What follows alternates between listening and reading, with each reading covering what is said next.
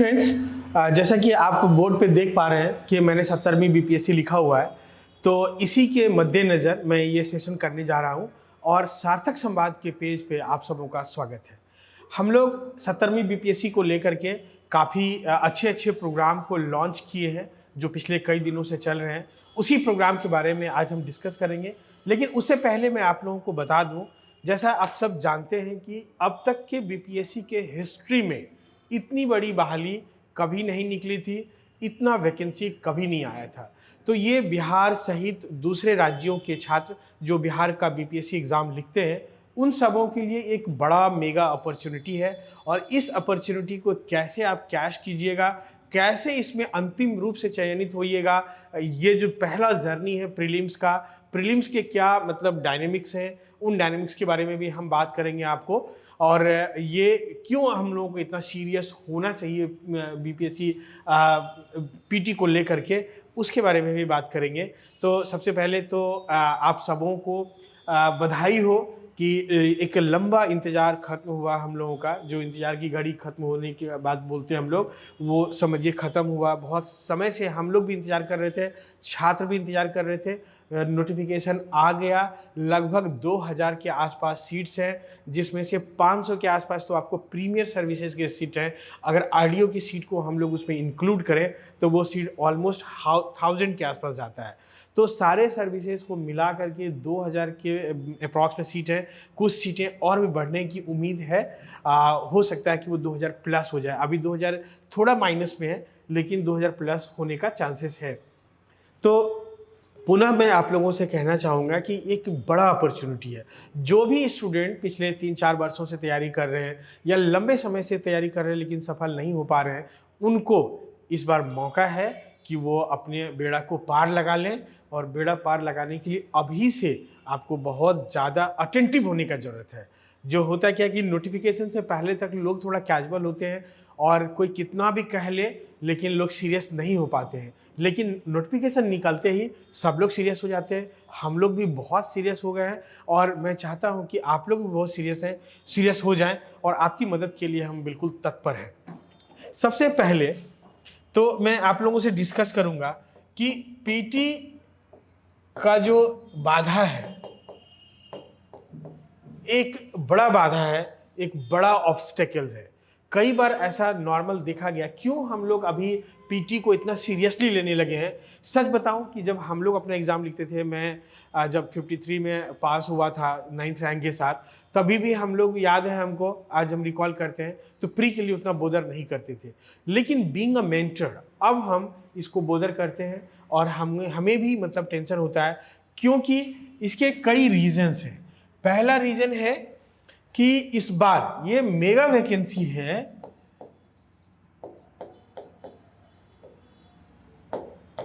तो number of candidate, जो आप बोलते हैं ना कि नंबर ऑफ एस्पिरेंट्स, या इसको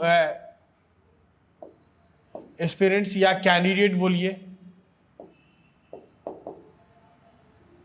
ये शार्प राइज करेगा।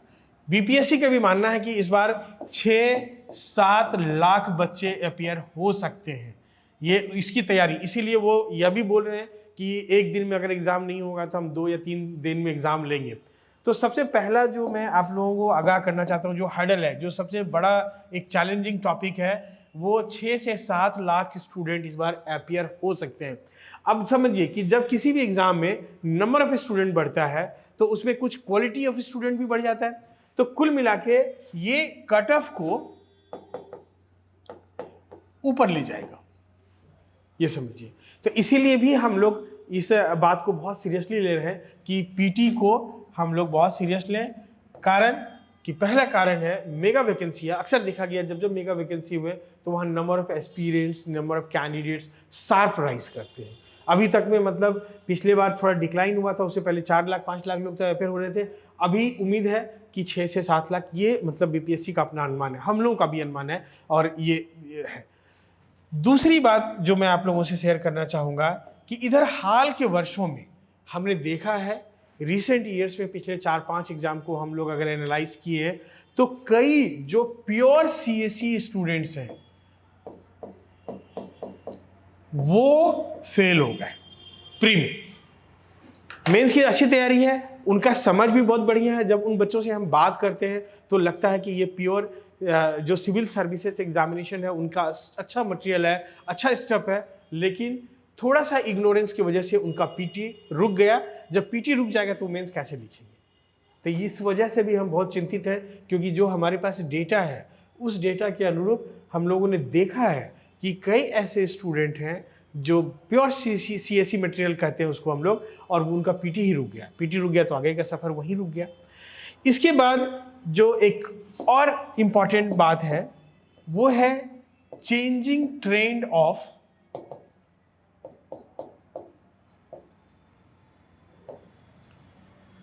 क्वेश्चंस।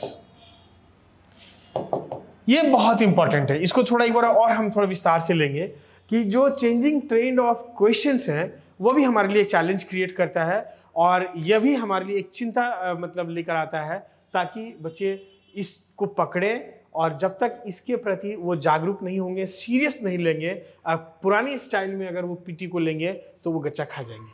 जो चेंजिंग ट्रेंड में जो सबसे इंपॉर्टेंट चेंज आया है वो है आपका नेगेटिव मार्किंग। ये एक बड़ा मतलब बदलाव है। दूसरा बड़ा बदलाव है कि यूपीएससी पैटर्न की तरफ एग्जाम शिफ्ट हुआ है। जो मैट्रिक्स बेस्ड सवाल है, जो स्टेटमेंट बेस्ड सवाल हैं, तो उधर की तरफ एग्जाम शिफ्ट हुआ है। जो 50 क्वेश्चन है इस बार वो 60-70 के आसपास जा सकता है। जब वो जाएगा तो आपका clarity of knowledge, multiple revision, क्योंकि जब वहाँ हम लोग चॉइसेस आते हैं, 4-5 स्टेटमेंट है और उन स्टेटमेंट के बीच में कन्फ्यूजन क्रिएट होता है due to lack of revision, due to lack of उस काइंड ऑफ क्वेश्चन का प्रैक्टिस ना होना। तो वो भी हमारे लिए एक इम्पॉर्टेंट है। और जो अंतिम कह सकते हैं आप कि पीटी खुद में डाइसी है, दुविधापूर्ण रहता है, क्योंकि कई बार मतलब आप बहुत अच्छी तैयारी में हैं लेकिन बावजूद उसके आपको इसमें प्रॉब्लम क्रिएट हो सकता है। कई बार क्वेश्चन मान लीजिए किसी एरिया को डोमिनेट कर गया जो एरिया आपका वीक है।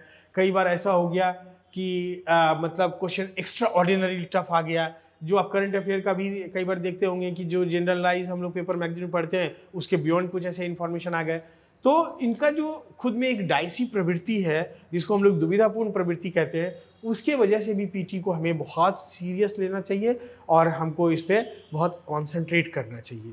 इसी संदर्भ में इन्हीं चीज़ों को मतलब काउंटर करने के लिए हम लोग 60 डेज का एक प्रोग्राम चलाए थे, जिसका वर्कशॉप मैंने पहले किया था और वो प्रोग्राम काफ़ी अच्छा चल रहा है, हम लोगों का बहुत बेहतरीन चल रहा है। जो लोग भी उससे जुड़े हैं वो उसका लाभ उठा रहे हैं। इसमें हम लोग रिवीजन थ्रू क्वेश्चन,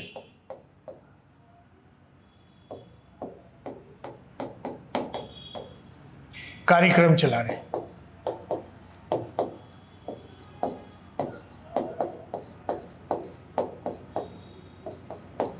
इसको समझिए। इससे क्या है कि जैसे मतलब जो यूपीएससी प्रवृत्ति का क्वेश्चन है या जो उस तरह का कॉन्सेप्चुअल क्वेश्चन है उसको हम लोग खुद भी फ्रेम करते हैं और प्रीवियस ईयर्स के जो सवाल हैं वहाँ से भी पिकअप करते हैं। दोनों का हाइब्रिड मोड में हम लोग सवाल लेकर के आएंगे और सवाल के थ्रू जो आपका कन्फ्यूजन पॉइंट है, जो आपका मतलब जो डैमेज क्रिएट कर सकता है जो कॉन्सेप्ट, उसको हम लोग इसके थ्रू डील आउट करेंगे। तो इससे होगा क्या कि मतलब एक तो स्पीड होगा सिलेबस में, और जहाँ बच्चों को प्रॉब्लम होता है, मान लीजिए कि हम ये एक रास्ता चल रहे हैं, ये एक जिगजैग रास्ता है, ये एक जिगजैग रास्ता है, ये मान लीजिए ये एक जिगजैग, तो ये 3 हर्डल पॉइंट्स हैं, ठीक है। यहाँ पे अगर मान लीजिए आपका कॉन्सेप्ट क्लियर करा दिया जाए तो आप क्या होगा कि आराम से रास्ता पकड़ लेंगे, नहीं तो आप भटक के कोई दूसरा रास्ता पकड़ सकते हैं। तो उसी तरह से क्वेश्चन का प्रवृत्ति में भी होता है। तो इन चीज़ों को हम लोग क्वेश्चन के थ्रू क्लियर कर रहे हैं। तो इस प्रोग्राम को अब हम लोग रीमोडिफाई कर रहे हैं। रीमोडिफाई क्या कर रहे हैं कि अब टाइम निकल गया है, कुछ क्लासेस निकल गया है, तो अब हम लोग आगे 45 डेज का देंगे इसको। उसमें जो प्रीवियस कुछ क्लासेस निकल गया उनका रिकॉर्डेड वर्जन हम देंगे उनको, और जो बाकी यहाँ से कैरी ऑन क्लास होगा तो वो आपको लाइव क्लास मिल जाएगा। ऑनलाइन ऑफलाइन दोनों है, उसमें किसी भी तरह से आप जुड़ना चाहेंगे सार्थक संवाद के पेज पे जो नंबर दिए हुए हैं वहाँ बात करके आप जुड़ सकते हैं। ये जो 45 डेज है ये देखिए कितना आपके लिए एक मतलब वरदान साबित हो सकता है। वो अभी जो हम लोग क्वेश्चन का प्रवृत्ति डिस्कस करेंगे तो वहाँ आप देखिएगा क्या है कि इसको पिछले बार भी मैंने इसको बताया था। ये हमारा 0 है, 0 या इसको 1 नंबर मान लीजिए।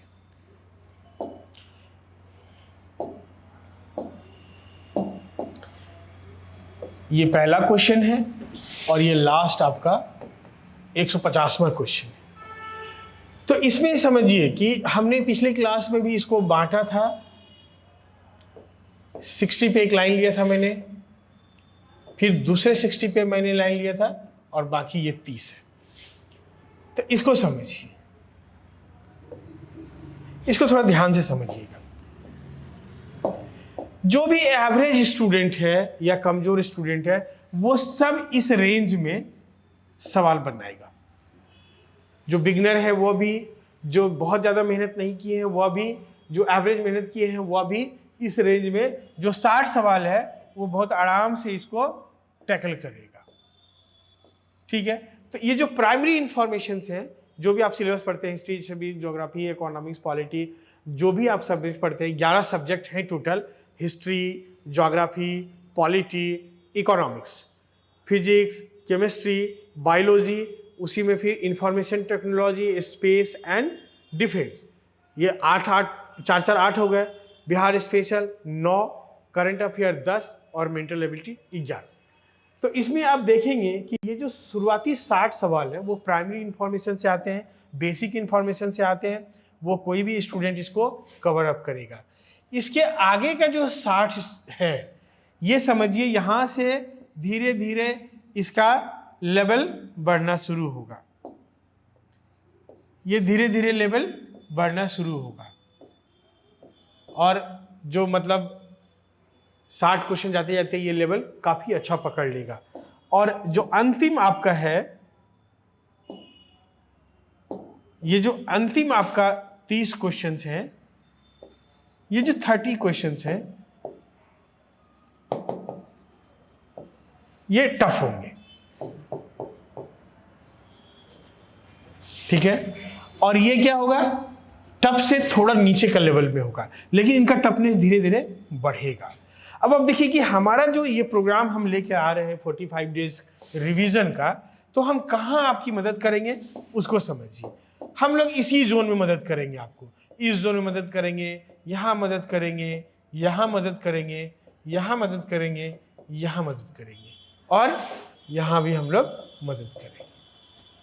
ये जो यहाँ से मतलब जो 60 क्वेश्चन के बाद जहाँ आप कंफ्यूजन में आते हैं, जहाँ आपका एरर लेवल ज़्यादा हो जाता है, तो उस चीज़ को हम लोग ये इस प्रोग्राम के थ्रू रिवीजन थ्रू क्वेश्चंस जो हम लोग कार्यक्रम चला रहे हैं उसके थ्रू ऐसे क्वेश्चंस का हम लोग अभ्यास कराएंगे आपको, और इसके माध्यम से ये तो आपका हो जाएगा, इसमें कोई दिक्कत नहीं है। मेजॉरिटी स्टूडेंट जो फाइट में है, अगर मान लीजिए कि 7 लाख बच्चा है तो इसमें इसका 10% निकाल लीजिए तो 70,000 स्टूडेंट इसको बहुत आराम से करने का स्थिति में होगा।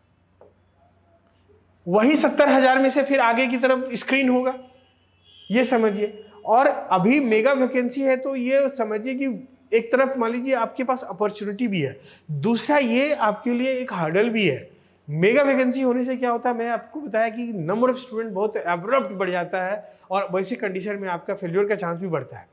तो ये ध्यान में रखिएगा। इससे मतलब ऐसा नहीं है कि खूब खुशफहमी का शिकार हो गया कि इतना सारा सीट आ गया है अब तो मेरा हो ही जाएगा, ऐसा नहीं समझना है। क्योंकि अगर कम वैकेंसी होगा तो 2 लाख बच्चे लिखेंगे एग्जाम और 2 लाख में 20,000 बच्चे फाइट में रहेंगे।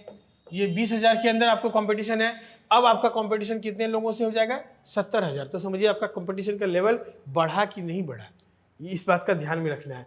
तो जो हमारा 45 डेज का अभी रिवीजन प्रोग्राम चलेगा, वो प्रोग्राम यहाँ से आगे जो कैसे आप इस जगह से अपने जर्नी को कैसे आप यहाँ से खींच के इधर लेके जाइएगा, ये कैसे इसको इंश्योर कीजिएगा, उसी में हम आपकी मदद करेंगे और बहुत मजबूत मदद करेंगे। बहुत कॉन्सेप्चुअल डिस्कशन होगा और जो क्रिटिकल पॉइंट है, जहाँ एरर के चांसेस हैं, जहाँ बच्चों से गलती होती है, जहाँ बच्चे उन सारे एंगल्स को नहीं सोच पाते हैं, वहाँ पे हम लोग क्वेश्चन के थ्रू आपका नज़र लेकर के जाएंगे और ये काइंड ऑफ ऐसा अभ्यास होगा जिससे आप यूज टू भी हो जाएंगे। तो जो मैट्रिक्स बेस्ड सवाल है, जो स्टेटमेंट बेस्ड सवाल है, उन सवाल को करने में आपको थोड़ा सहूलियत हासिल होगा। और जब सहूलियत हासिल होगा तो वहाँ पे जो हम लोगों का 5 नंबर, 6 नंबर, 4 नंबर, इस तरह से जो 10 नंबर तक का गैप में बच्चे छूट जाते हैं, तो वो इस प्रोग्राम के माध्यम से इनको कवर कर पाएंगे इस क्वेश्चन को और अपने रिजल्ट को इंश्योर कर पाएंगे। तो आज मैं इतना ही आप लोगों से डिस्कस करूंगा। अब आगे मतलब अपना क्लासेस हमारा चल रहा है ऑलरेडी, तो जो भी इंटरेस्टेड लोग होंगे रोशन सर से बात कर लीजिए, तो वो आपको प्रॉपर गाइड कर देंगे। आगे इस पे और भी कुछ स्ट्रैटेजिक वीडियो जो है कल रोशन सर बताएंगे, फिर राहुल बनाएंगे, फिर सर्वेश सर भी बनाएंगे। तो हम लोग आपके बेंचरशिप के लिए ऑलवेज अवेलेबल हैं, ऑलवेज तैयार हैं आपके लिए, ताकि बिहार के बच्चे जो खास करके सुदूर इलाकों में रहते हैं, जिनका पास बहुत हर्डल है कि वो शहरों में नहीं जा सकते हैं, या फिर जो कामकाजी लोग हैं वो कहीं मतलब डेडिकेटेड तैयारी नहीं कर सकते हैं, तो उनके लिए हम लोग बहुत मतलब विभिन्न तरीके से आपके लिए हम अवेलेबल हैं। उसका फ़ायदा उठाइए और अपने सफलता को सुनिश्चित कीजिए। धन्यवाद।